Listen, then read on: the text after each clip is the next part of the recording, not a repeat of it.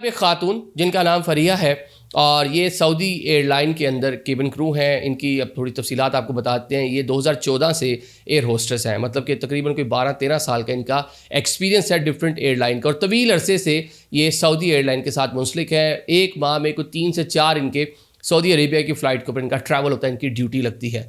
ये खातून जब एयरपोर्ट पे जाती हैं तो इनको कस्टम वाले ओके कर देते हैं, क्लियरेंस हो जाती है। इनको एएसएफ इनकी क्लियरेंस कर देती है। एफआईए वाले इनको वहाँ पे पकड़ लेते हैं।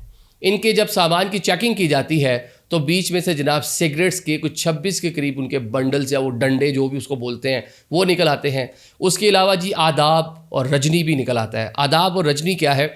आदाब और रजनी गुटका है, क्योंकि कराची से ट्रैवल कर रही थी बड़ी तादाद में, कोई 30 लाख पाकिस्तानी सऊदी अरेबिया में मौजूद है। इंडियन भी है, बांग्लादेशी भी है, श्रीलंकन भी है। तो सारे को सारी की ये मरगूब गज़ा है, बड़े शौक से खाते हैं गुटका वो। तो जनाब पूरे के पूरे बड़े बड़े पैकेट्स जो हैं वो गुटके के भी बीच में पाए जाते हैं जो इन्होंने बाहर लेकर जाने हैं। इसके साथ जनाब तंबाकू और सुपारी जो है वो भी इनके सामान के अंदर पाई जाती है।